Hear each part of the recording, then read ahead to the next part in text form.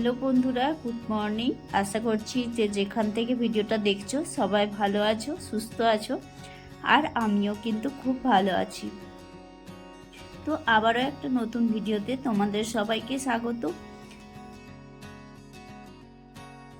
আর বাড়িতে দেখবে যদি কেউ লোকজন আসে না, তাহলে কিন্তু ঘর গোছাতে খুব ভালো লাগে। আর ঘর অগোছালো থাকলে একদমই ভালো লাগে না, মনে হয় কত রকমভাবে সাজাতে পারবো, কত সুন্দর করতে পারবো। তো সেই রকমই একটা আনন্দ, খুশি। এখানে কেউ আসতে চলেছে, তো কারা আসছে সেটা তো কালকে বলবো, আজকে তো বলবোই না। তো সেই জন্য একটু ঘর গোছানো চলছে। আর যা কোনো কিছুই হোক না কেন, পুজো বলো বা বাড়িতে কেউ আসা, সব কিছু কিন্তু আস্তে আস্তে সেটাই ভালো। তার জন্য যে তোড়জোড়টা থাকে, যাওয়ার সময় কিন্তু ততটাই মন খারাপ হয়ে যায়। তো যাই হোক, এতদিন পর এখানে কেউ আসবে জেনে খুবই ভালো লাগছে। তো সেই জন্য পুরো ঘরটা একদম ভালো করে পরিষ্কার করে নিচ্ছি। পরিষ্কার ছিল, একটু একটু যা ধুলো জমেছে, নোংরা জমেছে, সেগুলো একটু ভালোভাবে ঝেড়ে নিচ্ছি। আর সকাল থেকেই কিন্তু একদম জোর কদমে লেগে পড়েছি, আর মনে অনেকটা আনন্দ নিয়ে। আর এটা শুনে তো আমার ছেলে বলছিল ও আজকে টিউশন যাবে না, কিন্তু আমি বললাম ওর তো আজকে আসছে না, কালকে আসবে, তো আজকে যাও, কালকে যেতে হবে না। আর আমাদের দেখবে বড়দের সাথে সাথে কিন্তু বাচ্চারাও সব থেকে বেশি আনন্দ পায়। কি বলতো, ওদের আনন্দটা একটা অন্য রকমের, ওটা বলে বোঝানো যাবে না। তো আমাদের যতটা খুশি হয় তার থেকে বেশি ওরা হয়। আর এদিকে দেখো, পুরো ঘরটা প্রায় কমপ্লিট করে ফেললাম ঝাড়া। তো এর মধ্যে কিন্তু হাজব্যান্ড এসে গেল। তো ও এসেছে, ওকে বললাম তুমি একটু হেল্প করবে, ওই রুমে যে বিছানাটা লাগাতে হবে, সেই জন্য ও লাগিয়ে দিলে তারপর আমি সব কিছু আবার গুছাতে পারবো, সেই জন্য। তো বললো এখন হবে না, একটু পরে আসবে। ও কিন্তু আবারও ডিউটিতে চলে গেল। তারপর আমি আবার কাজে লেগে পড়লাম। এই যে টুকিটাকি জিনিসগুলো ছিল, একটু একটু ধুলো পড়েছিল, তো সেগুলো একটু পরিষ্কার করে মুছে নিলাম। আর ও যেহেতু একটু আসতে দেরি হবে, তো সেই জন্য ভাবছি আগে রান্নাটা করে নেব। আর রান্নাটা নইলে এদিকে করতে গেলে রান্না দেরি হয়ে যাবে। তো এই ঘরটা একটু পরিষ্কার করে নিচ্ছি, তারপর রান্না বান্না সেরে তারপর আবার ওই ঘরটা যখন হাজব্যান্ড আসবে তো ওর সাথে সাথেই করে নেব। আর আজকে কিন্তু খুব ভালো রোদ উঠেছিল, তো সেই জন্য সমস্ত কিছু কেচে রোদে দিয়ে দিয়েছি। তারপর যাই না বিকেলের দিকে আবার কি হবে। এখন তো একটু রোদ দিলে আবার বিকেলে বলো বা রাত্রের দিকে বলো বৃষ্টি হচ্ছে, যদিও এখানে বিকেলে কমই হয়, খুব কম। ঠিক ওই রুমটা ঝাড়ার পর এখন চলে আসলাম কিচেনে, এখন রান্না বান্না সেরে নেব। আর আজকে ভাবছি একটু হালকার মধ্যে রান্নাটা সারবো, খুব বেশি করব না, কারণ খুব বেশি করতে গেলে আর গোছাতে পারবো না, টাইম পাবো না। তো যাই হোক, এখন ভাতটা বসিয়ে নিচ্ছি। এদিকে রান্নাটাও আমি শুরু করে দিলাম। আর হাজব্যান্ডও নিয়ে এসেছিল সবজি, তো তার সাথে সাথে কিন্তু আমি সবজিগুলোও গুছিয়ে নিলাম। আর আমার তো জানোই, দুটো একসাথে, দুটো না তিনটেতে একসাথে রান্না চলে, তো একটু তাড়াতাড়ি হয় তার জন্য। আর জামা কাপড় কাচতে গিয়েও আজকে অনেকটা টাইম চলে গেছে, তো যেহেতু অনেকগুলো ছিল সেই জন্য। আর চালটা ধুয়ে যদি একটু ভিজিয়ে রাখা হয় তাহলে নাকি ভাত তাড়াতাড়ি হয়। তো আমি কিন্তু এরকমভাবে কোনো দিন করিনি। আর বাড়িতেও মাকেও দেখতাম যে একবারে চাল দিত জল গরম হওয়ার পর, ওতে বলতো যে ভাতটা টেস্ট বেশি থাকে।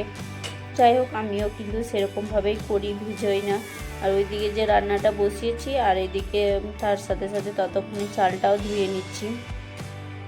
আর বর্ষার দিনে জানো তো চালগুলো খুব একটা ভালো আসছে না, এখানে তো বয়েল চাল খুব কমই পাওয়া যায়। তো আর বয়েল চাল ছাড়া আমরা যেহেতু খেতে পারি না, খুবই অসুবিধা হয়, বিশেষ করে আমার ছেলের খুব অসুবিধা হয়। তো কি আর করার, ওই চালই নিতে হচ্ছে, অনেক ফুটো ফুটো বেরোচ্ছে চালগুলো। তারপর দেখো, এদিকে রান্না বান্নাটাও সেরে নিলাম, তোমাদের সাথে আর শেয়ার করলাম না বেশি কিছু। তো আজকে বলে দিই কী কী হয়েছে। ভেন্ডি ভাজা, শুক্তো, আর ফুলকপিটা ছিল নষ্ট হয়ে যাচ্ছিলো, তো সেটাও একটু ভাজা করেছিলাম। এই দিয়েই কিন্তু খাওয়া দাওয়া সারবো। আর এদিকে মিক্সিটাও ভালোভাবে পরিষ্কার করে নিলাম, আর তারপর যে কিচেনটা পরিষ্কার করে নিলাম। আর এর মধ্যে কিন্তু এসে গেছিলো হাজব্যান্ড, তো ওকে একটু জল খেতে দিলাম। তারপর ও একটুক্ষণ বসেছিল, বললো একটু রেস্ট করবে, প্রচণ্ড গরম আছে যেহেতু রোদ দিয়েছে। আর তারপর বললাম তুমি এইগুলো একটু সেট করে দাও বিছানাটা, তারপর আমি কিন্তু সব গুছিয়ে নেব। তো সেটাই এখন করছি। তো এগুলো গোছানোর জন্য সব কিছু সরাতে হবে, যেগুলো সব রাখা ছিল, নইলে সরানো যাবে না। আর এই যে বক্সটা দেখতে পাচ্ছ, বক্সটা কিন্তু খালি ছিল, এখনও কোনো কিছু গুছাইনি বলে। তো বললাম যে এই যে জিনিসগুলো আছে কোনো প্রয়োজন নেই, সেগুলো তাহলে এটার ভিতরে রেখে দিই, তার জায়গাটাও কম হবে। যেহেতু রুমগুলো না খুব ছোট ছোট, তো সব কিছু রাখার একটু অসুবিধাই হয়। আর এই ঘরটা খালি ছিল, এতদিন রাখা যেত, এখন যেহেতু বিছানা করা হচ্ছে তো রাখা যাবে না। আর এই জন্য প্রথমেই ভেবেছিলাম যে নিচেই বিছানা করব। তো এখন যেহেতু বর্ষাকাল, তো এত কেঁচো আর পোকামাকড়ের উপদ্রব যে কোথা থেকে জানো ওই দরজার নিচ দিয়ে ফাঁকা দিয়ে ভেতরে ঢুকে যায়, বোঝাই যায় না। তো সেগুলোর জন্যই ভাবলাম না উপরে বিছানা করতে হবে, তো নিয়ে আসা হলো। আবার সেদিনকে তো দেখলে নিয়ে চলে গেছিলো ওরা। সব কিছু সরিয়ে ভালোভাবে ঝাড় দিয়ে পরিষ্কার করে তারপরে চারপায়াগুলো পাতা হবে। তো সেই জন্য সেটাই করছি এখন দুজনে মিলে। আর এটা কিন্তু এখন অনেকটা টাইম পেয়ে গেলাম, যেহেতু রান্নাটা কমপ্লিট হয়ে গেছে। তারপর ছেলেও কিন্তু এর মধ্যেই এসে যাবে, টাইম হয়ে গেছে। তারপর স্নান করব, তারপর খাওয়া দাওয়া করব। আর এটা করতেও কিন্তু অনেকটা টাইম লাগবে, কারণ এগুলো জানোই তো, মানে দুটো একসাথে সেট করা খুবই মুশকিল। একটু ছোট বড় থাকে, তারপর আবার নিচে সেট হয় না, আর আবার টাইলসের জন্য সরে সরে যায়, অনেক অসুবিধা। তো তাও এরকমই রাখতে হবে, কি করব। আর রুমগুলো যদি একটু বড় বড় হতো না, তাহলে আরও সুবিধা হতো। তো যাই হোক, যেরকম পেয়েছি রুমগুলো এমনি ভালো, খারাপ না, বেশ পরিষ্কার পরিচ্ছন্নই ছিল, যা টাইলস লাগানো বলে আরও সুন্দর ছিল।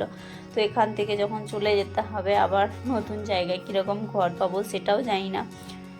তো এরকমটা হলে যথেষ্ট, এর থেকে ভালো না হলেও চলবে।